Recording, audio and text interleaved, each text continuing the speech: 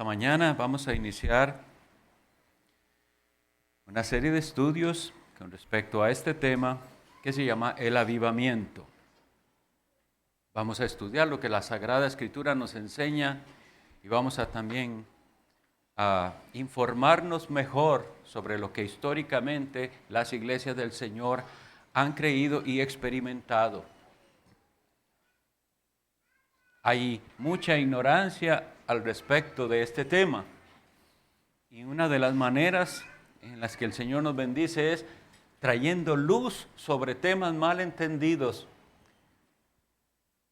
porque al haber sido tan mal entendido hubo tropiezos también registrados en la historia al abordar este tema.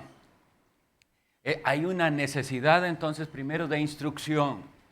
Muchas veces podemos estar orando o escuchamos a alguien orar por avivamiento y no tenemos idea correcta de qué es, o venimos con una idea de lo que alguien nos comentó que eso es avivamiento, y se hace entonces necesario ser instruidos y que el Señor nos dé la humildad para aceptar lo que la Biblia enseña al respecto de este tema.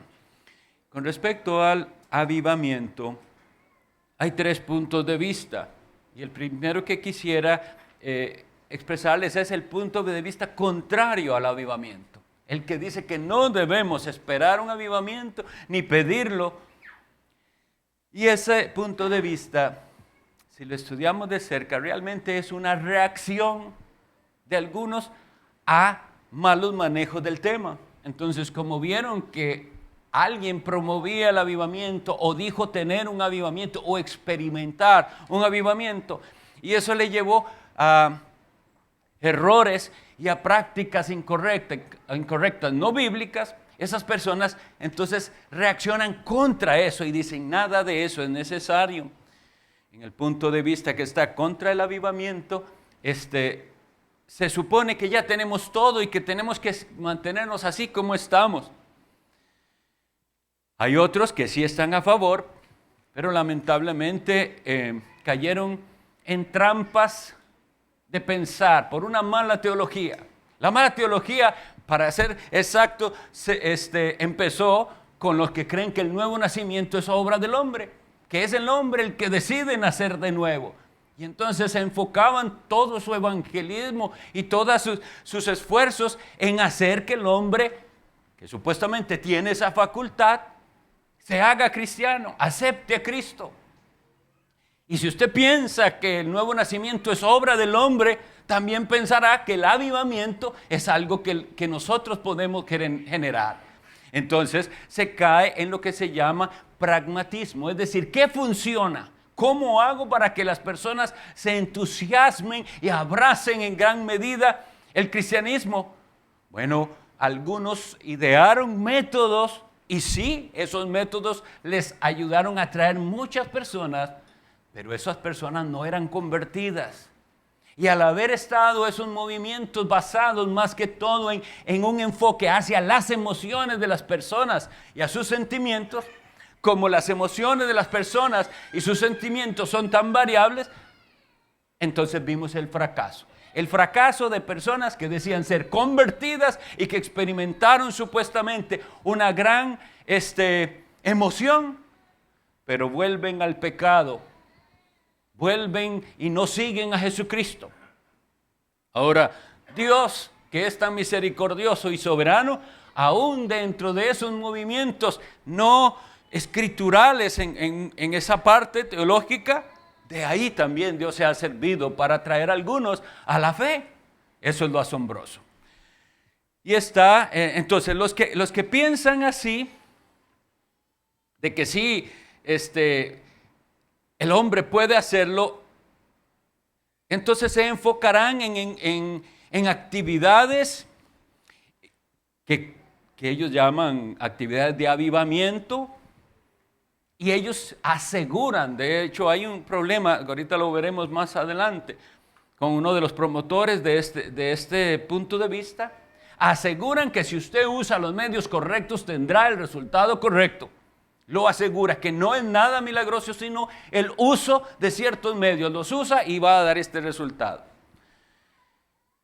Y está la posición que yo voy a enseñarles y a defender, que es la que nos enseña, según la palabra de Dios, que el avivamiento sí existe, sí debemos buscarlo, sí debemos conocer de qué se trata, pero es algo que Dios otorga soberanamente.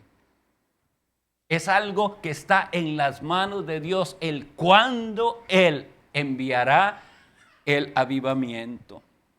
Si nosotros entonces, mientras tanto, algo debemos hacer, pero nosotros no creemos que nosotros podamos ni provocarlo, ni fabricarlo, lo cual es peligrosísimo.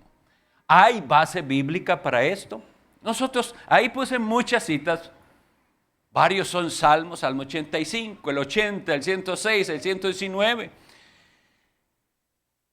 Y veremos que de otra manera en otras partes de la Escritura también se enseña, Lucas 19, 1 Pedro 2:12, Habacuc, Isaías.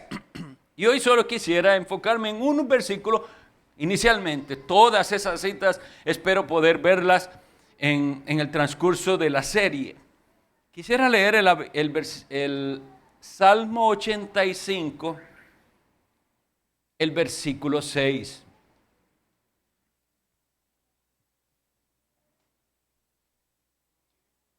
En este salmo,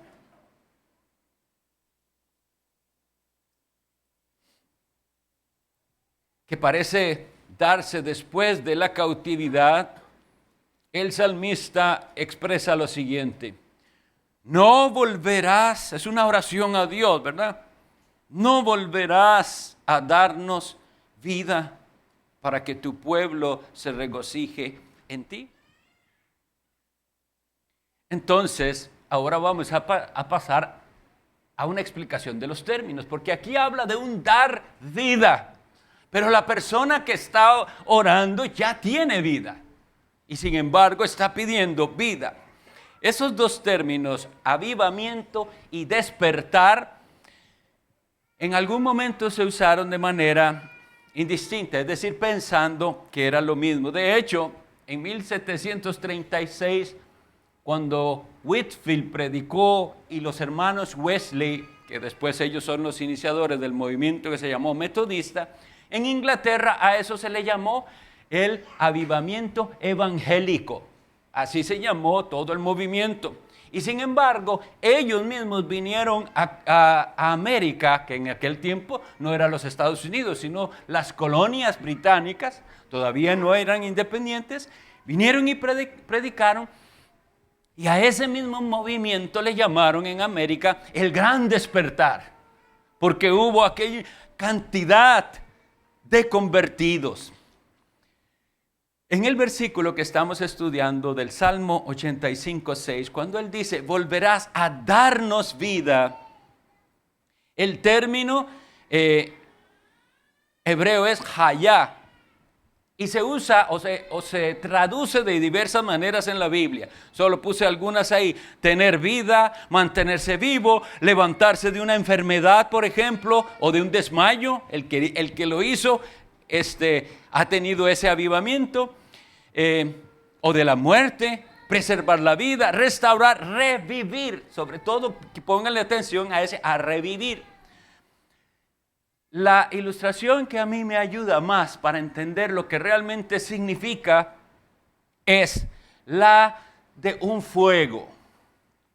Cuando hemos tenido un fuego para cualquier propósito, para cocinar, para calentarse, para lo que sea, había un fuego, eventualmente la llama disminuye y todavía está encendido, pero ya la llama es muy poca. Y a veces las brasas todavía están encendidas, pero ya ni siquiera hay llama.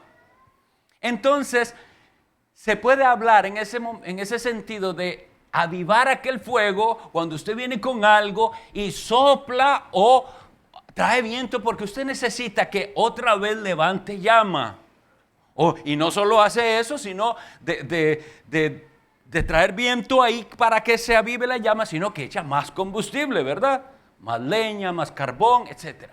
Pero presten atención a la ilustración y verán que esto nos aclara mucho.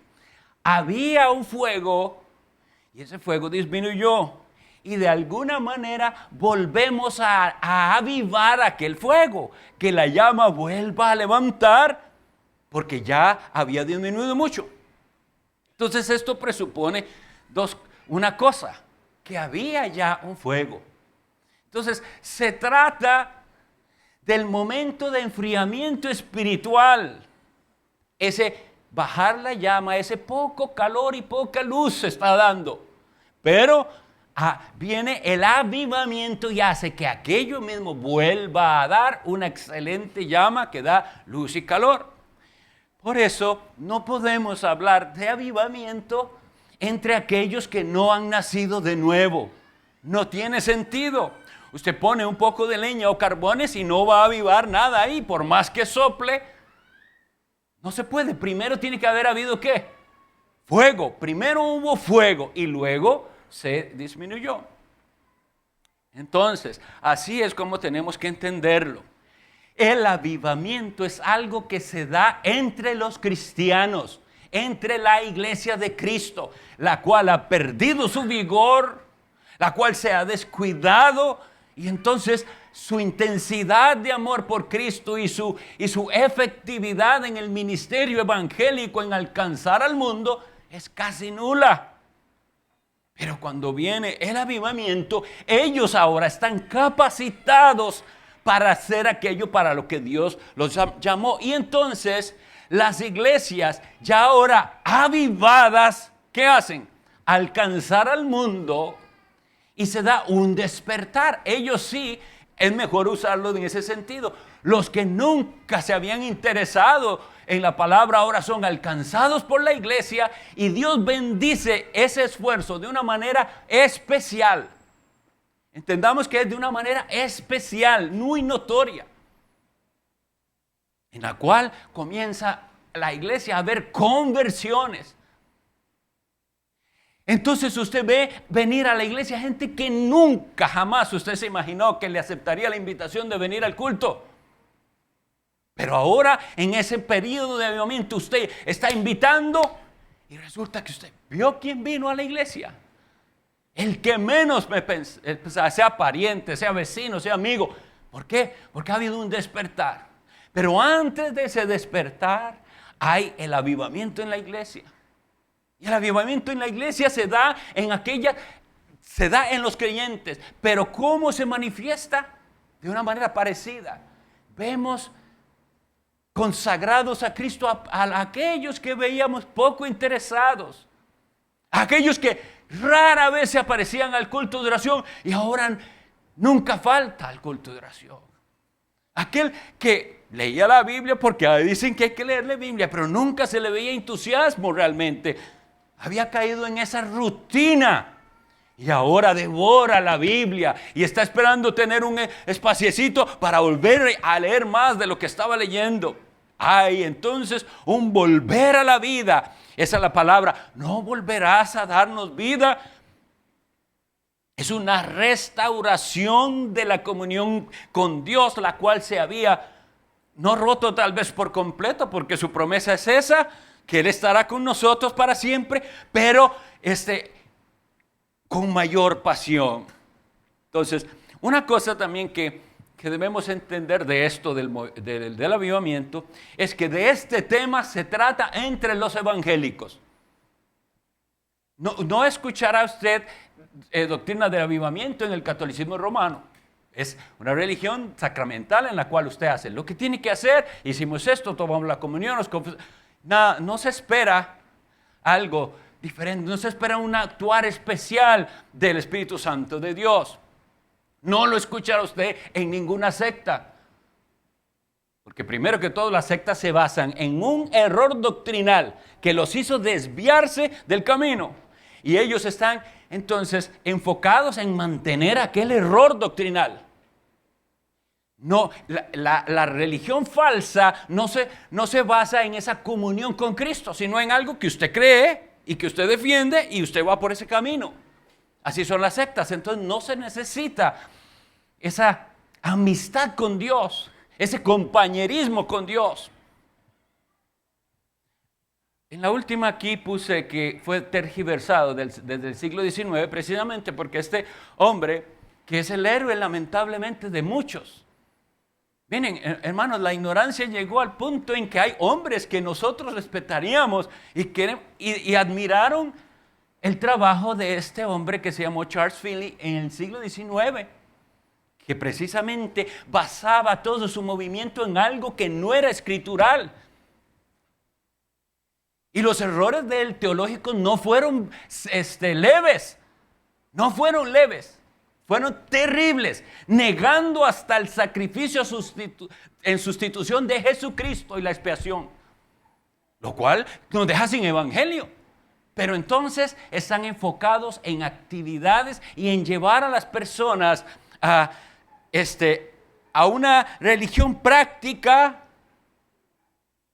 y a fabricar, como les digo, experiencias con sus métodos. No voy a tomar mucho tiempo en decir todo lo que él hacía, pero él es el precursor de todo esto que se hace.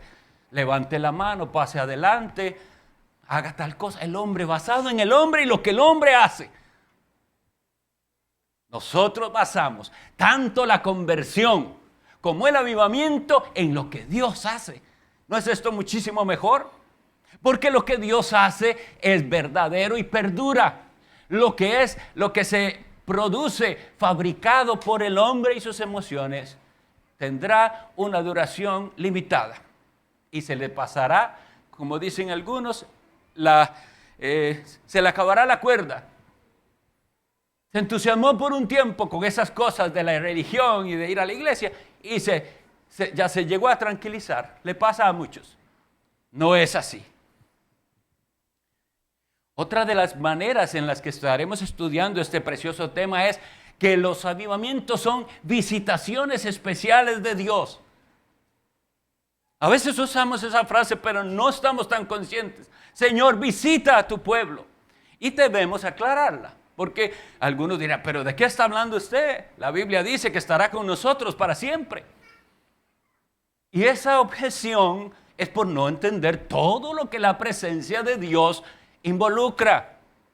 Dios es omnipresente, ¿cierto? Pero el que Dios sea omnipresente indica que lo mismo Dios está aquí que en el lugar más impío, allá en el bar y en la taberna y en el burdel más indecente. También Dios está en un sentido, en su esencia, porque Él es omnipresente. Pero no es de esa presencia de la que estamos nosotros hablando. Nosotros estamos hablando de que Dios visita con una presencia manifiesta, que da un fruto diferente. Y nosotros veremos que en la Sagrada Escritura así se muestra. Quisiera por lo menos ver que ese lenguaje al menos se usa en Lucas 1:68, cuando Dios, recuerdan lo que había sucedido.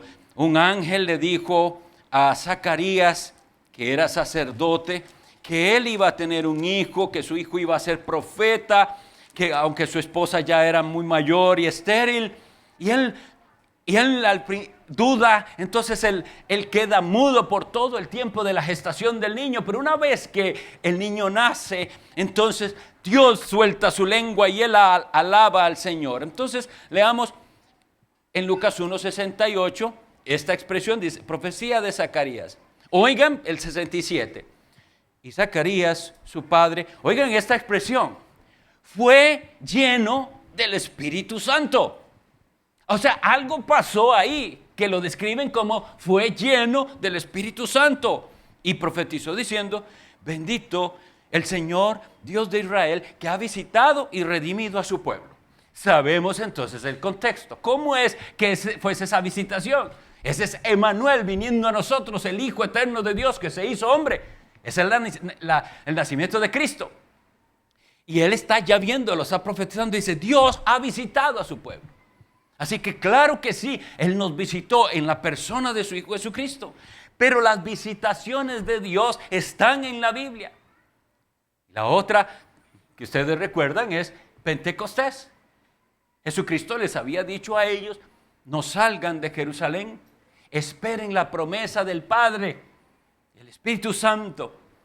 del cual dice, seréis bautizados en pocos días. Y estaban ahí esperando y Dios los visitó de una manera, fue repentina, fue un actuar de Dios. Aquel primer día de la semana de Pentecostés, vino el Espíritu Santo y le dio vida de una manera especial a aquella iglesia. Obviamente hay cosas de estas que estoy citando que son irrepetibles. Pero hay elementos que usted los puede encontrar luego en muchas otras partes de la Escritura después de esos eventos.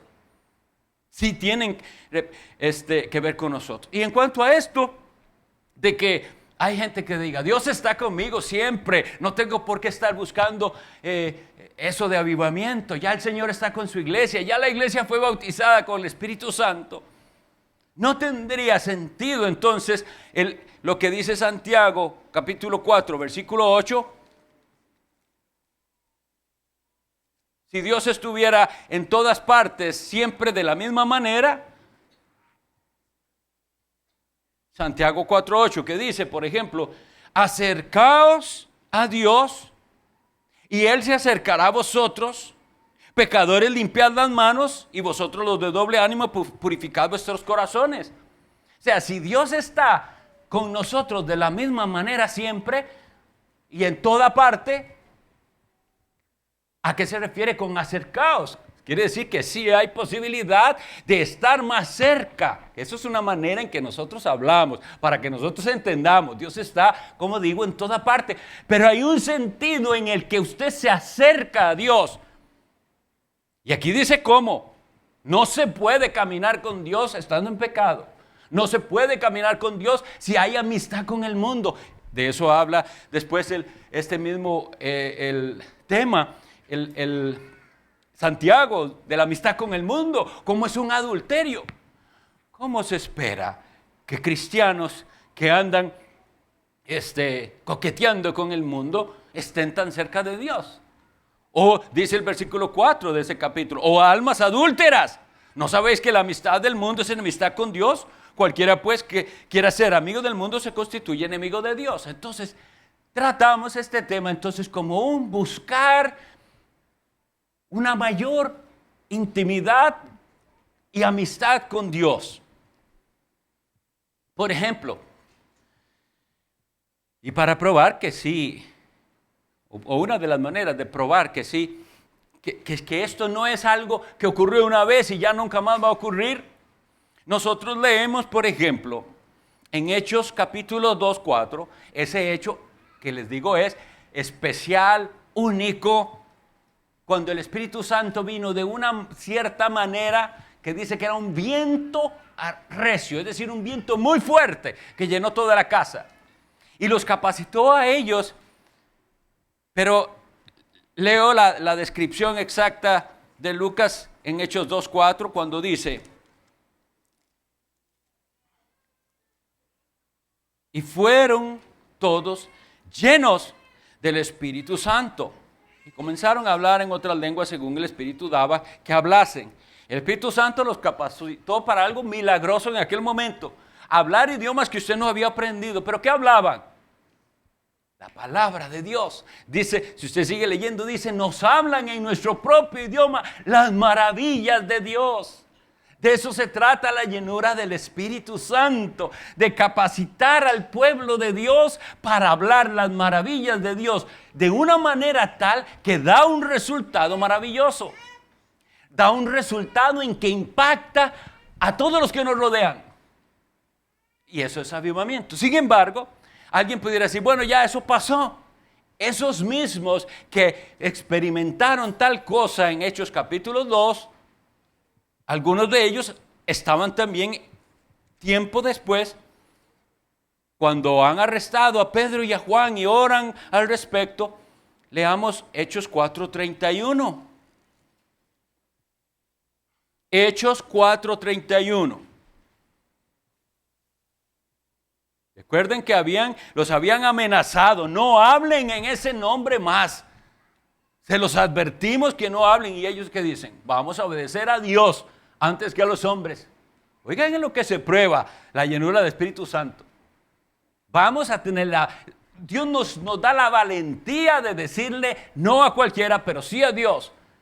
Y no va a haber nunca ¿a quién le hago caso? A Cristo. Él es el Rey. Entonces vienen y los amenazan, la cárcel, todo eso, y se van a orar.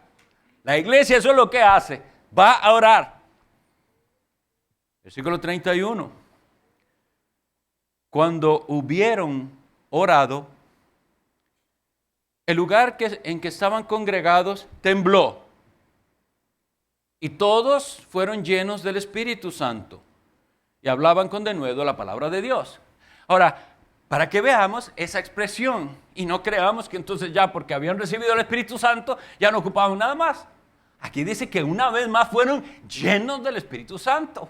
Es la misma frase que se usa cuando Zacarías ya puede hablar, dice, y fue lleno del Espíritu Santo.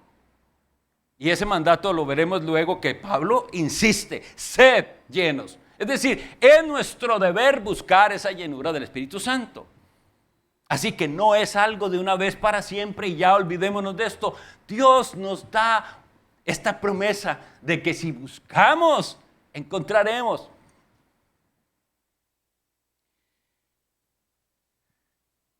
Definiendo avivamiento, pensé yo que era bueno describir lo que pasa, más que decir exactamente es eso.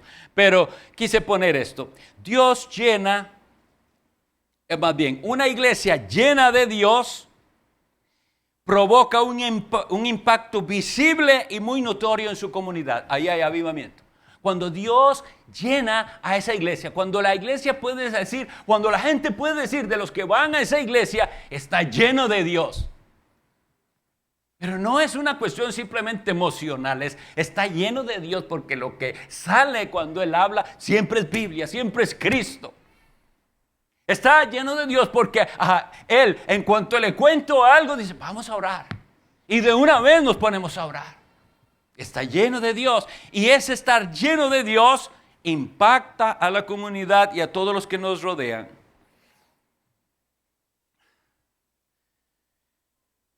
Eventualmente vamos a ver más datos sobre avivamientos, cosas que pasaron, cosas que están registradas para ustedes y para mí, para tener, como dice la palabra del Señor, ver las maravillosas obras del pasado y es nuestro mismo Dios. Eventualmente estaré hablando de lo que Dios hizo en Inglaterra con aquellos hombres, George Whitefield, John y Charles Wesley. Que ellos comenzaron a predicar al aire libre. ¿Saben ustedes por qué? ¿Saben la razón por qué empezó esto de predicar al aire libre en Inglaterra? Porque ellos comenzaron primero a predicar en las iglesias de Inglaterra, la que se llama la iglesia anglicana. Pero su predicación era tan ofensiva. Esos ingleses anglicanos decían, ¿cómo me va a llamar a mí? Yo, pecador. Soy cristiano, nací en un lugar cristiano, no soy un pagano. Y cuando ellos llamaban a la conversión y a la necesidad del nuevo nacimiento, nunca más los volvían a invitar a la iglesia. Y no solo que nunca más los volvían a invitar, hay iglesias que los echaron. Me echaron de aquella iglesia, me echaron de aquella otra, me fui a predicar a la otra, me echaron. Eso es lo que provoca, a predicar al que quiera oír. Y aquellos hombres se iban a los campos abiertos, miren hermanos. Y dígame si no era avivamiento. A las 6 de la mañana, antes de irse a trabajar, la gente iba a oír el sermón. Y a veces aquellos hombres, para llegar a donde se reunían, aquellos mineros o quienes fueran, tenían que cabalgar horas. De eso se trata. Así fue como surgió la predicación al aire libre en este momento en Inglaterra. Y luego ellos vinieron, por ejemplo, ¿qué efectos tuvo? Para que vean cómo impacta. Whitefield vino a Georgia, Estados Unidos, e hizo un hogar de niños huérfanos. Ven cómo produce. El corazón avivado produce obras para la gloria de Dios, así como dice Mateo capítulo 5. Así alumbre vuestra luz delante de los hombres para que vean vuestras buenas obras y glorifiquen a vuestro Padre que está en los cielos. ¿Cómo va a alumbrar la luz si está ahí? Apenas una llamita. Pero cuando viene el avivamiento, aquella llama del poder de Dios y del fuego de Dios alumbra y da calor, y la comunidad es impactada. Se hacen obras que son de bien para la comunidad. Y bueno, para que sepan ustedes que también nosotros, la denominación bautista, fue beneficiada grandemente con aquel despertar en Estados Unidos. George Whitefield, él era un anglicano. Él y, como les digo, los Wesley empiezan lo que se llaman las iglesias metodistas. Pero él predicaba en esas partes y vienen gente de toda denominación.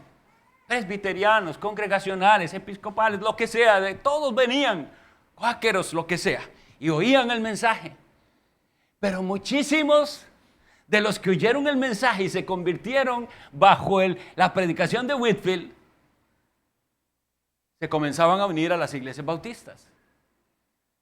Tanto se dio esto que aquel predicador Whitefield, ustedes saben lo que nos diferencia, los anglicanos y los metodistas, y ellos creen en el bautismo de infantes, en echar unas gotitas de agua a los niños y llaman eso el bautismo. Los bautistas creemos en la inmersión que representa la sepultura y la resurrección de un pecador. Bueno, pues llegó a decir Whitefield en algún momento, todos mis pollitos se han convertido en patos. Porque pollitos llamaba a él todos sus conversos, todos los que en las campañas se le convertían, en las campañas hablándole así, pero esas predicaciones se le volvían bautistas eventualmente y él no era bautista. Pero así impactó en aquel momento. En estos minutos que quedan, eso no sé si se leerá, pero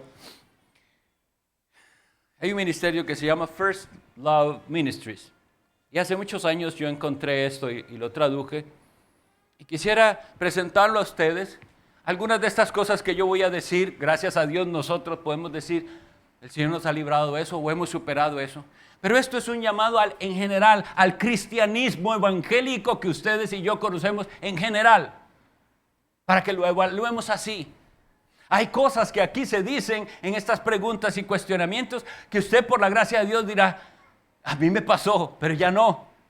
Pero sea como sea, abordémoslo, porque es necesario. El hecho de que nosotros, por la gracia de Dios y por la predicación de la palabra, hemos sido llevados a corregir cosas, no significa que siempre será así.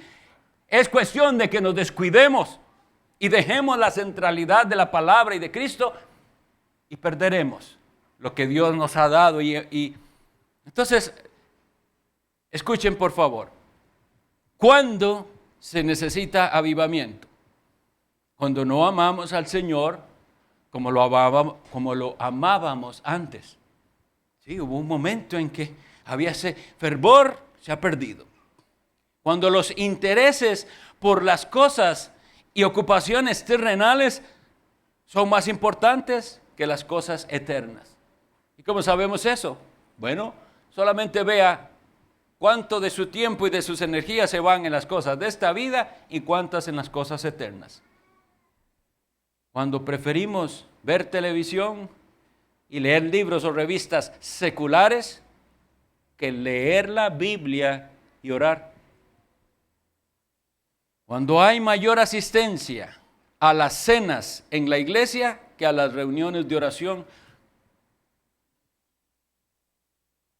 De paso, ha habido un declive. Yo siempre cuento los miércoles cuántos vienen y ha habido un declive triste. Cuando los conciertos atraen más personas que las reuniones de oración. Cuando tenemos poco o ningún deseo de orar. Que en el avivamiento no se hace porque hay que hacerlo, es que usted desea hacerlo. Cuando nos interesa más hacer dinero que dar, habiéndonos dicho Cristo que es mejor dar que recibir. Cuando hemos puesto a personas en el liderazgo que no tienen las necesarias calificaciones espirituales. ¿Y por qué pusieron personas que no tienen calificaciones? Porque nadie quiere y ese quiere aunque no tenga las calificaciones. Cuando nuestro cristianismo es falto de gozo y de pasión. Una religión muerta se vuelve. Cuando hay verdades en nuestra cabeza que no practicamos en nuestra vida. Cuando hacemos poco o ningún esfuerzo por alcanzar a los perdidos. Se nos olvida que hay una condenación.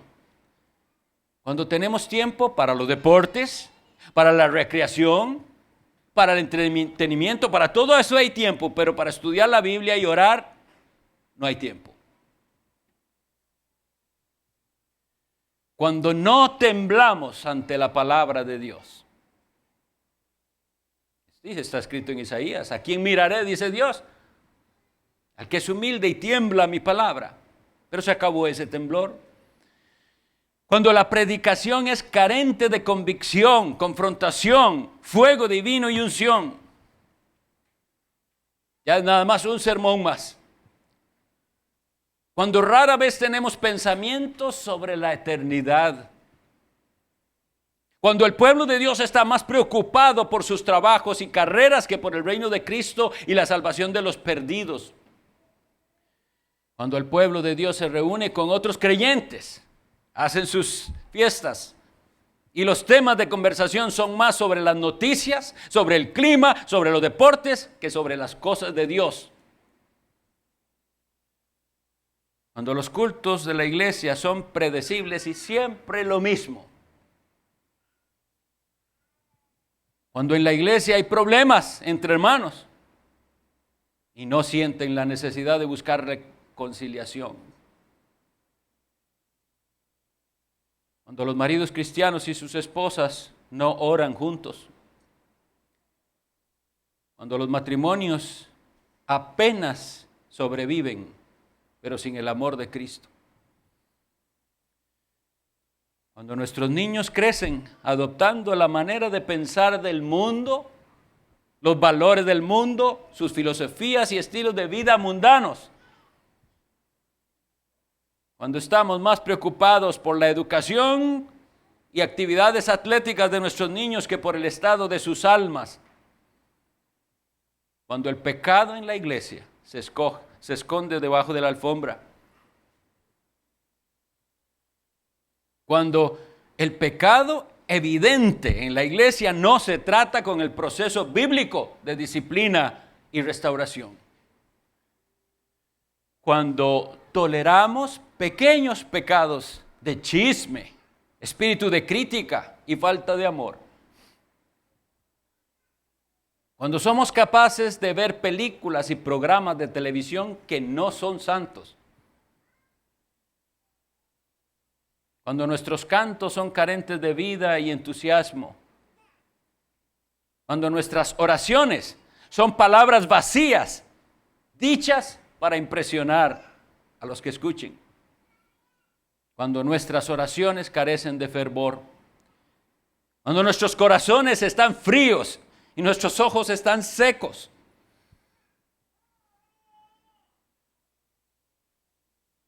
Cuando no vemos evidencia del poder sobrenatural de Dios en nuestras vidas de una manera regular.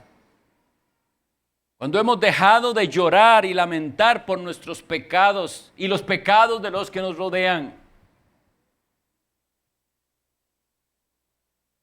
Cuando estamos tranquilos viviendo un cristianismo ordinario con cultos ordinarios. Cuando nos aburrimos en el culto. Mis hermanos, no saben lo penoso que es para mí en particular ver gente cabeceando en la iglesia. Es ofensivo. Cuando hay que entretener a la gente para atraerlos a la iglesia.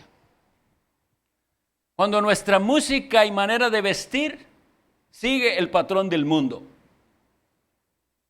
Cuando comenzamos a adaptarnos al mundo en vez de llamar al mundo que se adapte a los estándares de santidad del Señor.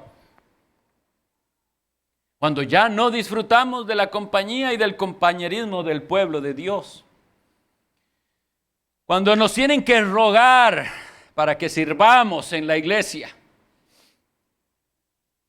Cuando la forma en que damos es medida y calculada, en vez de ser generosa y sacrificial. Cuando ya no vemos a gente perdida venir a Cristo de una forma frecuente. Cuando no estamos ejercitando la fe ni creyendo que Dios es capaz de lo imposible. Cuando estamos más preocupados por lo que otros piensan que por lo que Dios piensa de nosotros. Cuando somos insensibles ante el hecho de que hay en ese momento 2.5 mil millones de personas en el mundo que no han oído el nombre de Jesucristo. Cuando somos insensibles ante el pensamiento de que vecinos, compañeros de trabajo y allegados, familiares están perdidos sin Cristo. Cuando el mundo perdido que nos rodea ni siquiera sabe que existimos. Cuando hay poco o ningún impacto de nuestra parte en el mundo que nos rodea. Cuando el fuego está ausente de nuestros corazones, matrimonios e iglesia. Cuando estamos tan ciegos que ni siquiera nos damos cuenta de que necesitamos un avivamiento. En nuestro caso, hermanos, la iglesia puede ser confesional, ortodoxa, pero puede volverse fría y estar llena de cristianos nominales, no de nacidos de nuevo, unos cuantos. Y esto ha pasado una y otra vez en la historia. Buenas iglesias se descuidan y pasa esto. Nosotros lo tenemos, hermanos, desde las cartas que envió el Señor Jesucristo por medio de su ángel a Juan a las iglesias. Estamos hablando del primer siglo. Y ya había iglesias a las que Cristo le dijo, tienes nombre de que vives, estás muerto. Eres ciego, pobre. Esas iglesias que necesitaban un avivamiento, buscar a Dios nuevamente, buscar la llenura del Espíritu Santo. Ruego sus oraciones para que Dios nos guíe a través de esa corta serie y nos quebrante y haga un efecto maravilloso en nuestra vida, en nuestra iglesia, en nuestro país. Que el Señor los bendiga.